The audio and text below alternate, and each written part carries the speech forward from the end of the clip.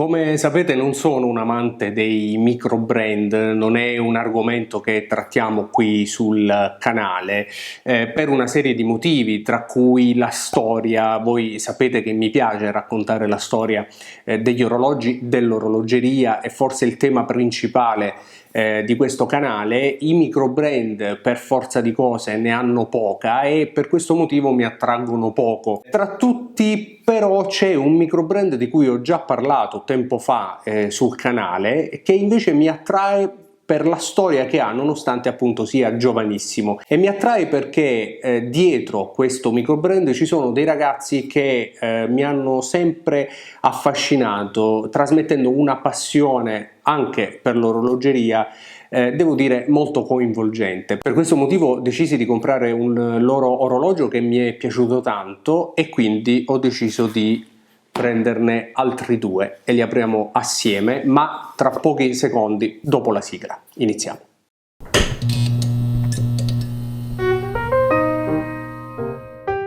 Si tratta di HTD, Horological Tool Department, un micro brand italiano che sicuramente tutti conoscete e che nasce dall'idea, dalla passione per gli orologi e per i motori di due ragazzi fiorentini che hanno investito insomma tutto il loro tempo, tutte le loro risorse nella creazione di questo brand, che peraltro ha iniziato a sfornare orologi molto apprezzati dalla community e che, ad esempio, come il Cannoli, che vi farò vedere a breve e che è l'orologio anche che ho acquistato qualche tempo fa, hanno raggiunto quotazioni importanti, quotazioni interessanti, anche più di 1.000 euro per un orologio che si acquistava per poco più di 300 euro.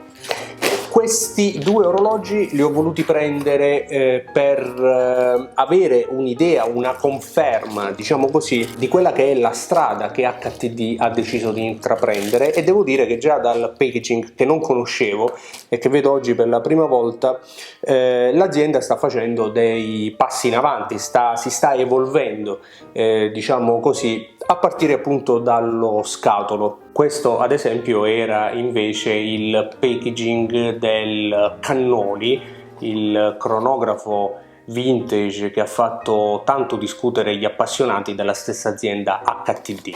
Ma torniamo al nostro Aquatic, anzi ai nostri Aquatic, perché come dicevo ho deciso di provarli entrambi, ovvero il Pallettoni e lo Space Boy, che sono i due modelli lanciati ultimamente da HTD, e adesso li apriamo assieme. Perché Aquatic? Mi sono informato, diciamo così, ma poi sono anche le specifiche dell'azienda. Tra l'altro questa scatola in similpelle davvero ben realizzata, similpelle che riveste una scatola di legno, insomma davvero un bel lavoro. Aquatic è il secondo capitolo, chiamiamolo così, di HTD, che ha iniziato il proprio percorso con i cronografi, come vi ho fatto vedere, il Cannoli, ma tutta la linea Esagraph, che tra l'altro ho sempre trovato molto bella, e questo secondo capitolo riguarda invece i diver dell'azienda, diver che HTD ha voluto interpretare sicuramente in uno stile vintage, così come è vintage anche lo stile dei propri cronografi, e il motivo per cui sono anche stati tanto apprezzati, appunto come dicevo, con due quadranti differenti. Adesso andiamo a scoprire quali sono, perché li apro con voi per la prima volta. Vediamo un po' che cosa c'è all'interno dello scatolo. Eccolo qui, questo è lo Space Boy ed è il quadrante che più si avvicina agli anni 70.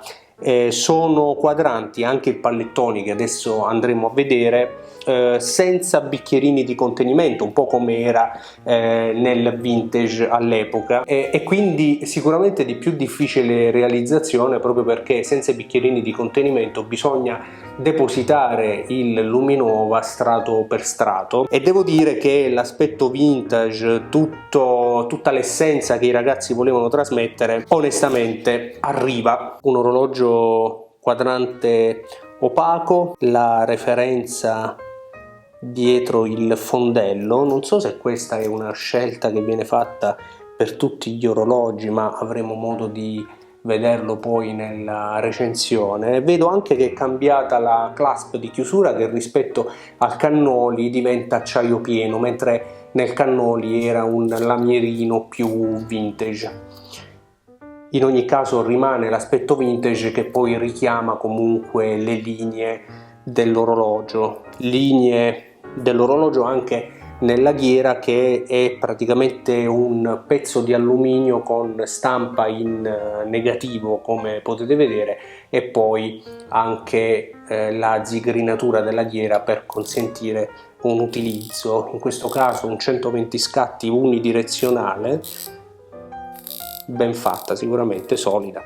Insomma, di sicuro questo Aquatic Space Boy richiama l'ispirazione vintage che i ragazzi di HTD hanno sempre voluto dare ai propri orologi. Insomma, non credo si possa rimanere delusi. E poi c'è anche il pallettone, che è l'altro quadrante di cui vi parlavo e che adesso andiamo a vedere, e che anche in questo caso è realizzato naturalmente con gli stessi stilemi vintage dell'azienda, ma con un quadrante vintage molto più classico, insomma il classico pallettone appunto che richiama i diver degli anni 60 e 70, quindi senza bicchierini di contenimento. La stessa cassa, simile peraltro alle casse dei cronografi, con queste tipiche anse molto vicine a quelle anse ad elica particolari di Heuer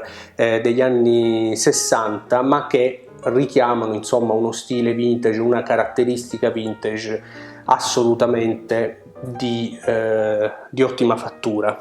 Così come lo Space Boy invece ha un quadrante più vintage, sicuramente più anni 60, più skin diver se così vogliamo dire, ma che in ogni caso richiama gli stilemi vintage che HTD vuole da sempre dare ai propri orologi. Insomma, questo era l'unboxing di questi due Aquatic, che trovo davvero carini, ma soprattutto Aquatic che vi voglio raccontare in un prossimo video assieme alle mie considerazioni riguardo HTD, riguardo al lavoro che i due Federico Del Guerra e Federico Zulian dietro HTD hanno sempre voluto conferire, anche alla luce di quella che è stata la prima parte di questo brand, ovvero i cronografi manuali così tanto apprezzati dagli appassionati. Al polso sicuramente tutto l'heritage degli anni 60 e 70 che HTD ha voluto dare ai propri orologi.